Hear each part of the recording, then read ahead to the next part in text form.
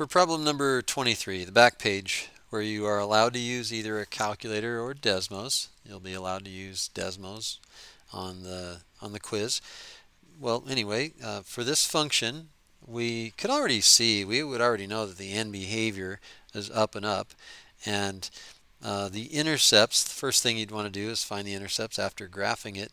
And on a calculator, it works a little bit differently, but nevertheless, we can still get those coordinates of the intercepts. With Desmos, just put the cursor on the intercepts, and you could see, okay, so the x-intercepts would be, first one is negative 1.309 comma 0. Make sure you list your x-intercepts as ordered pairs. And then the other x-intercept, just moving the cursor over to the other side, the left bound 1, 2, 3, 4, and then 6, and then 5. It's near 5. 4.735. 4.735 comma 0. So there's your x-intercept. We don't need our calculator or Desmos to find our y-intercept, because if we just look at the equation, we know our y-intercept we get by letting x equal 0. So f of 0 is equal to 0 plus 0 plus 0 minus 5. Okay, so all these terms, 1, 2, 3 terms, the first 3 terms each have an x in them, and so when x is 0, each of those terms goes to 0. And so we have a y-intercept of negative 5, meaning when x is 0, y is negative 5. All right, so then the end behavior model, when our function, which it is already in standard form, when our function's in standard form, we just define our end behavior model to be y equals the very first term. So that means that this function y equals x to the fourth will behave exactly the same way as this function here, f of x equals all this stuff, for large values of x, positive and negative. So that takes care of our end behavior model.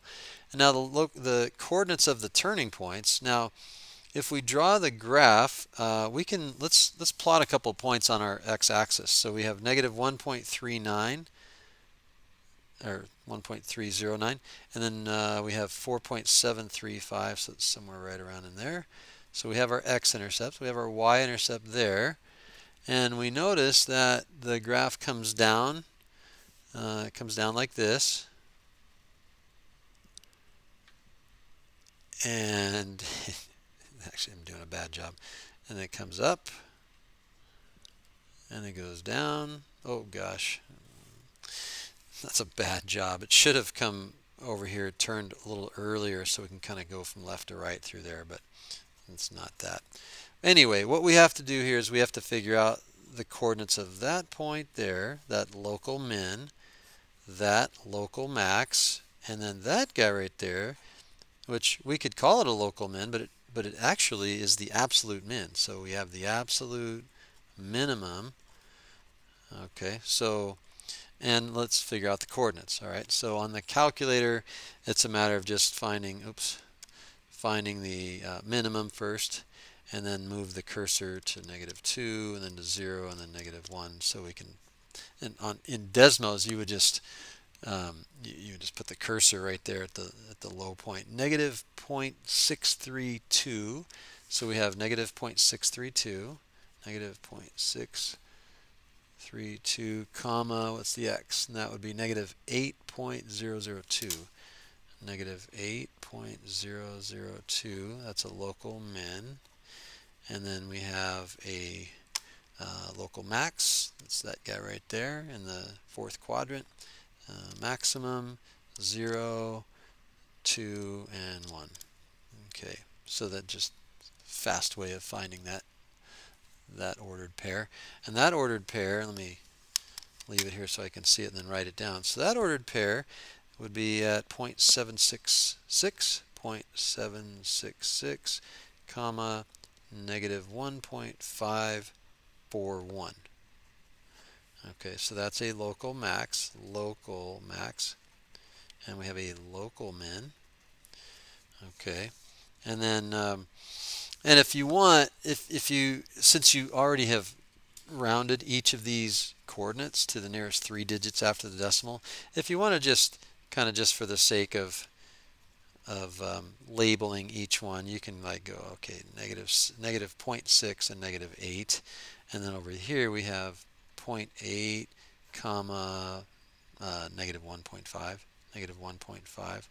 Okay, so you don't have to round to the nearest 3 over here also. You've already done that. And then the absolute min, that guy, we would just do the same thing as we did before. Left bound there, right bound 5, and just a guess right there. So we have 3.616. So the absolute min is 3.616. So let's call that 3.6 right there. And then negative 45.1, negative 45.1. But over here, on the line there, we'll round to the nearest 3 digits after the decimal. 616 right there, and negative 45.125. Negative 45.125. Don't worry that it looks like you went down to like negative 9. Don't worry about that. We're just drawing a quick shape of the graph and getting our coordinates of our turning points. We have our coordinates of our intercepts, and now we just have to figure out where the function is increasing and decreasing. And by the way, that over there is the absolute min. Okay, absolute min.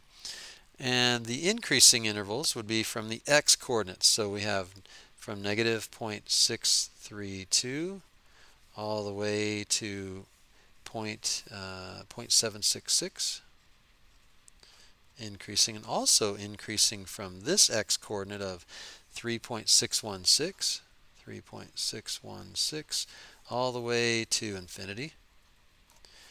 And the decreasing intervals would be, the first one would be from negative infinity all the way to this x value right here, which is that negative 0.632, right? Negative 0.632.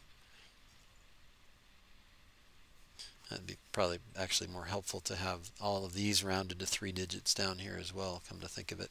And then the other decreasing interval would be from that local max of 0.766 all the way to this x coordinate of 3.616.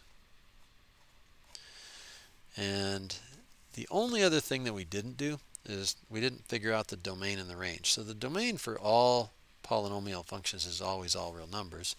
And the range for this one would be from the lowest, well, the range for every function is the lowest y to the highest y and everything in between. So the lowest y is this guy right here, this negative 45.125. So it includes that value. Negative 45.125 is the lowest member of the range all the way to positive infinity. And so there you go.